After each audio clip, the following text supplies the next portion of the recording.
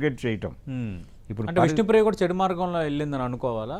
చెడు మార్గం కాదండి, వాళ్ళు నైతికత అంటున్నారు. రైట్, నైతికత అని ఏం చెప్తున్నారు ఆవిడ? ఎందుకంటే ఇన్స్టాగ్రామ్ లో చాలా మంది స్కిన్ షో చేస్తూ వీడియోలు పెడుతున్నారు, వాళ్ళ ఫాలోవర్స్ ఎక్కువ, అలా చేస్తేనే వస్తున్నారు అనేది వాళ్ళు ఆ భ్రమలో, అంటే వాళ్ళ ఒక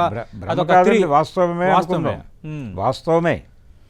ఎందుకు చూడాలి? లేకపోతే ఏదో ఒక ప్రయోజనం పొందాలి కదా అవతలవాడు. ఆ విషయం వాళ్ళకి తెలుసు. ఎవరైతే ఫొటోస్ పెడుతున్నారో వాళ్ళకు కూడా యువతల వాళ్ళ బలహీనతలు తెలుసు. రైట్.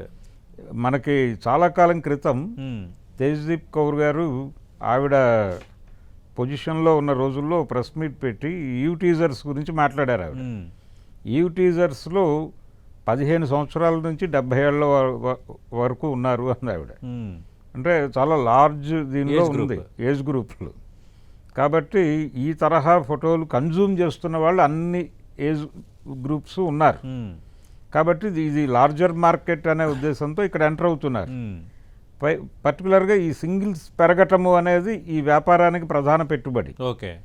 అందుకని అసలు వీటిని ఎలా అడ్మిట్ చేస్తున్నారు, వీటికి అవకాశాలు ఎవరిస్తున్నారు అంటే ఇంక సోషల్ మీడియాలో రకరకాలుగా చర్చలు, ట్రోలింగ్లు, కామెంట్లు, అంటే అవకాశాలు లేక విష్ణుప్రియ లాంటి వాళ్ళు ఇలాంటి అడ్డదారులు దొక్కుతున్నారని కొందరు, అందులో చేయటంలో తప్పే ఉందని మరికొందరు, ఇట్లా వాళ్ళకి అక్కడ జడ్జిమెంట్స్ ఇచ్చేస్తున్నారు. జడ్జిమెంట్స్ ఇస్తున్నారు. కానీ ఇప్పుడు నరేంద్ర మోడీ గారు అధికారంలోకి రాగానే మన దేశంలో ఎవరి ఫోన్లోని ఇప్పుడు బూతు అనేది ఇదివరకు థియేటర్లో చూసేవాళ్ళు.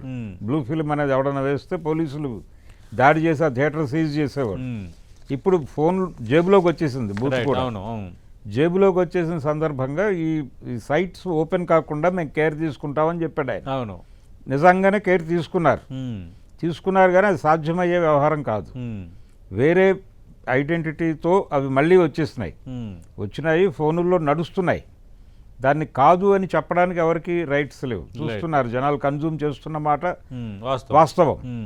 కాబట్టి ఇలా ఎవరి ఫోనుల్లో వాళ్ళు బతుకుతున్నారు. ఎవరితో ఇప్పుడు మనకి కామన్ ఏరియా అనేది చచ్చిపోయిందండి. డైనింగ్ టేబుల్ భోజనానికి వాడటం మానేసి బ్యాగులు అవి పడేసుకుంటున్నారు.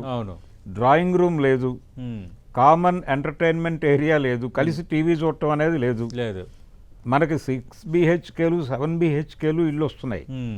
ఎవరి బెడ్రూమ్లో వాళ్ళు, ఎవరి ఫోన్తో వాళ్ళు కామన్ కిచెన్ కూడా లేదు ఇప్పుడు ఇళ్లలో. వాళ్ళకి కావాల్సిన వాళ్ళు బుక్ చేసుకుంటున్నారు. కామన్ చెత్త మాత్రమే బయటకు వెళ్తోంది. అంతే తప్ప common food, common kitchen, common అంటే ఏరియా అనేది చచ్చిపోయింది.